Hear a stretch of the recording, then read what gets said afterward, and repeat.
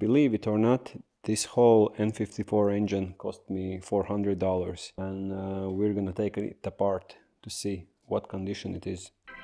The owner who sold me this engine thought that the crank is gone. He told me that crankshaft have the internal play, but from what I see around here, I highly doubt it, and it will be fun to take it apart and just check in what condition the engine is. Story behind why I bought this engine is because my 335i started knocking, and I was sure that the engine has bad rod bearings. So because this deal came up, I thought that was a good opportunity to buy it just for parts, to see what's salvageable and to use something from it. I mean, $400, what could go wrong? You know how much accessories and everything on this engine costs, so even if one part of it is salvageable, I thought that I will make my money back. Since this engine is here, let's take it apart and see how it looks like. My plan at first is to remove all the wiring, all the tubes, air filter box, all the plastic parts around the engine. So we'll see how much time does it take.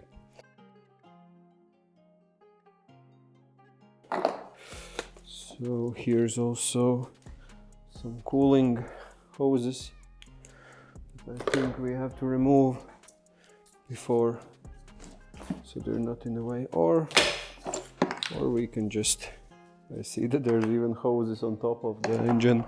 The previous owner have given us, and as well as the O2 sensor. That's nice of him.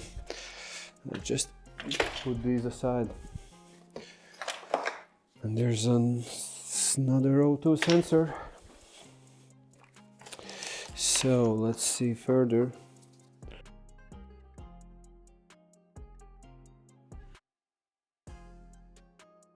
By the way, I opened the air filter before and it's totally looking brand new. That's weird. Since the guy said that the engine is trashed and not good for anything. The air filter shouldn't be held on by any bolts. It should be on these rubber plugs, and the box should just pop off.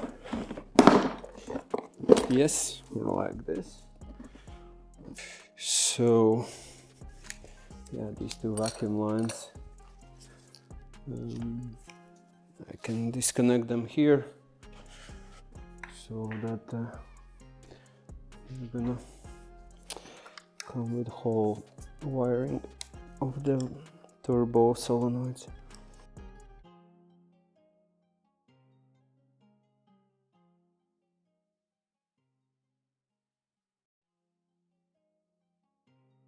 And this wiring harness is off in order to better reach just the wiring. I think I also have to start to remove things from the intake side, like charge pipe, at least charge pipe, and yeah, maybe even the intake manifold. Here's this one clip that holds on the charge pipe.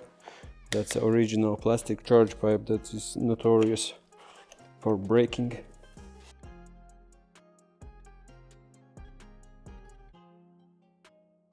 Let's then also remove the front inlet pipe, because then I can just set it aside together with the charge pipe.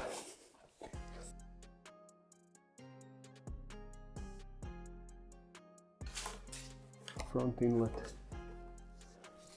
Not that it's good for anything, to be honest. Also, I see that, yeah, it's just, you know, there's no clip or anything on the turbo side. It just slides on the turbo. There's also this one connector underneath the intake manifold. Maybe we just take care of it after the intake manifold is removed. Would be cool to just get rid of all the wiring, but I think it will be hard to remove it, the plug under the intake manifold. I think I'm gonna come to the front side of the engine and remove the coolant hoses and the coolant pump and thermostat.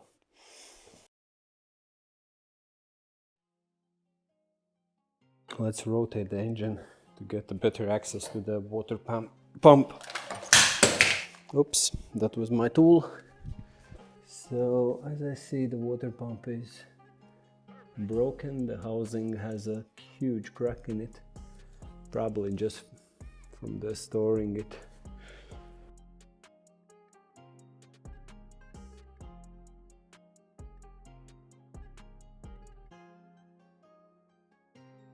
Then there's this hose that connects the water pump and the thermostat housing.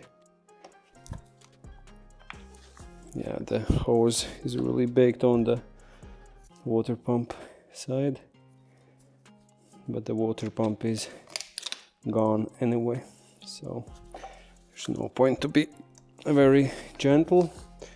Maybe I will just remove it together with the pump.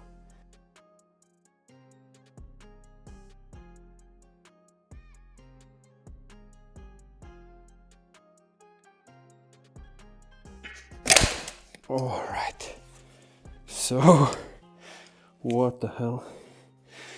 The water pump is full with some white stuff, so I guess the engine is blown after all.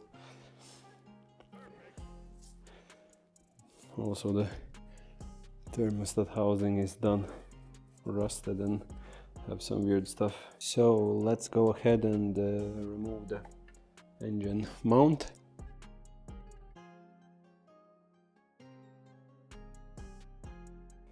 Put them back where they were for future reference. Less bolts lying around, easier to understand where they came from. I guess next part to remove is this turbo outlets. They're held by these V-bend clamps, and that's what I think they're 5mm Allens.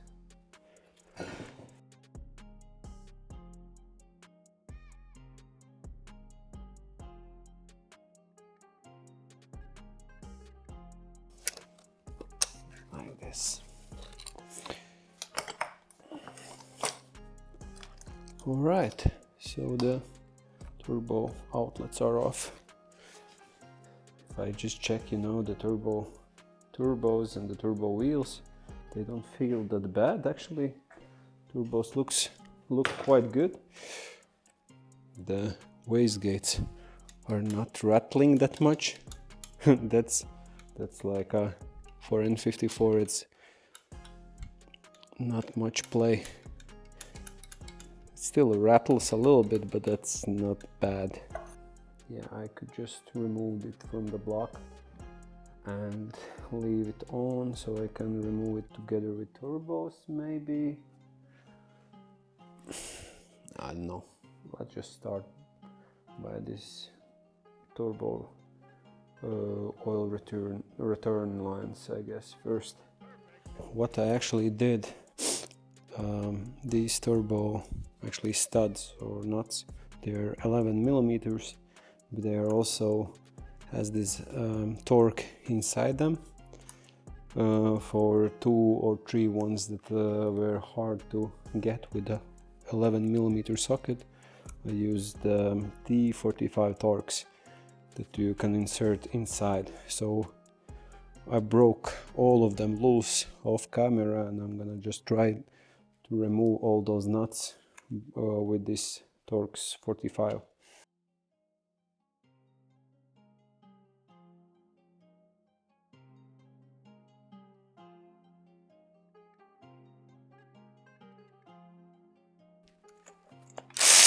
Every time I work on an engine that's on the hoist removed, I think about how much pain in the ass it is to do the same thing while the engine is inside the car.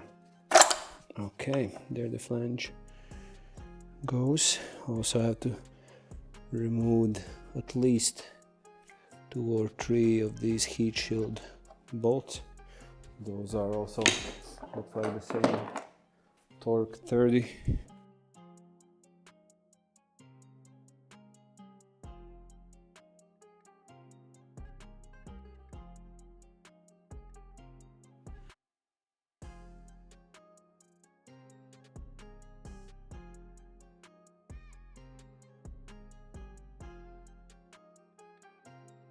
Started thinking, I guess it's smart to drain the oil, or at least check if there's any oil inside the engine before removing turbos totally. Oh shit, there's, I think it's full of oil. That oil is thicker than Kim Kardashian's ass. I really don't know what kind of oil has been running in this engine, but it really doesn't look right. So I have drained all of the oil that was inside of this engine, and the troubling thing is that there was only, I don't know, something around 2 or 3 liters of oil inside. Where is the rest? That's a good question. Was the engine run with that amount of oil? These are all the questions I have no answer right now. But yeah, let's continue and try to remove those turbos. Guess for easier access I'm gonna rotate the engine a little more.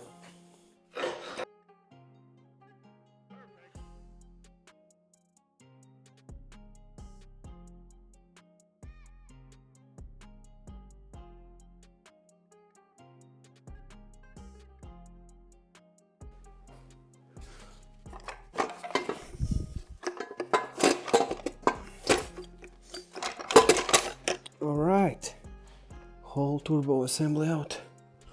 We're looking at the turbos. The turbo seems fine, there's no excessive shaft play or anything, but then look at this flange, this coolant flange. It's full of this white residue, almost like a sand or something. If someone knows what it is, please let me know in the comments. At this moment everything looks fine except the coolant passages and everything related to coolant.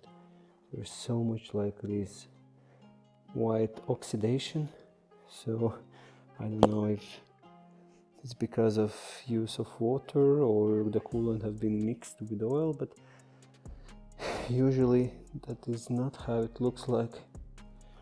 Then the exhaust ports look quite okay, except the one for the cylinder number 3. If you can see, there's some kind of a rust or water residue inside, so maybe that's the case, that's the problem. Maybe I don't know, maybe there's a leaking head gasket in cylinder 3 or something, but we'll find out later. So yeah, there's this coolant crust all over the cooling system. I really think that it's been a really poor quality coolant, maybe with a lot of hard water, not distilled water. And since this engine was lying around for quite a bit of time, so all the coolant have really like dried out and have left this white residue. It's almost like this crusty thing all over the cooling system. Anyway, I will continue by removing some of the auxiliaries. Like, let's start with the alternator. I think the alternator should be loose or not. Haven't really removed the alternator before. I guess that in order to remove alternator, maybe you have to remove AC compressor before. I mean, it should not, will not come out that easily. The smart thing to do would actually be to remove the intake manifold instead.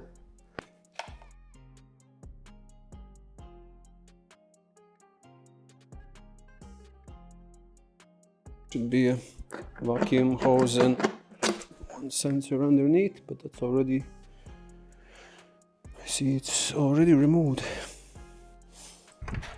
Now the interesting thing to check is condition of the intake ports. Yeah, they don't look good. There's a lot of carbon buildup, but I would say I've seen worse.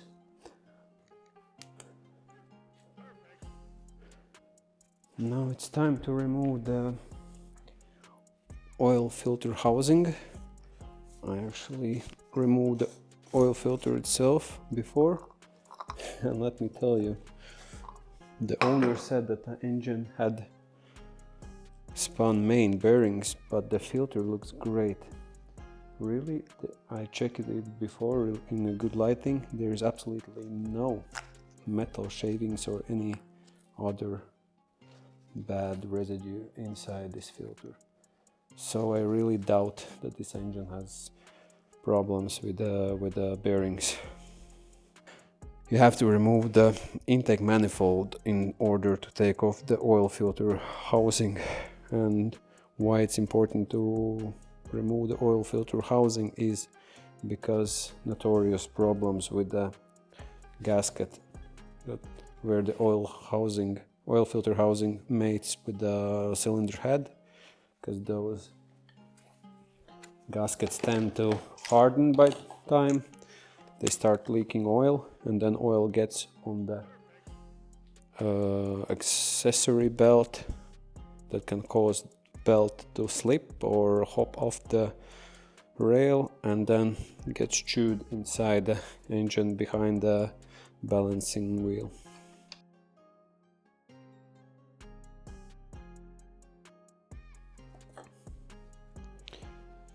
So yeah, there's again this crust, but let's remove the gasket, see how it looks. But at the first glance it doesn't look that bad.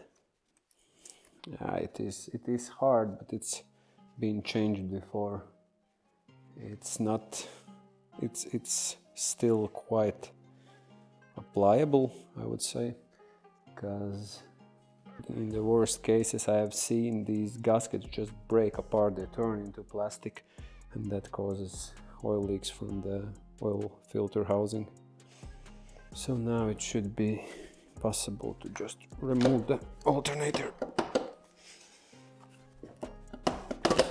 Yeah. And unplug the wiring. Alternator looks nice, in good condition. That's original Bosch alternator. And now, in order to remove all the engine wiring, I have to unbolt these two knock sensors.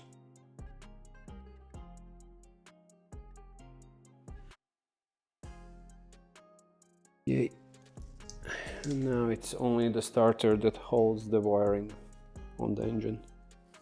So, remove the cable from the starter, the connector from the starter underneath here, as well as the oil temperature sensor plug, and all of the wiring is out.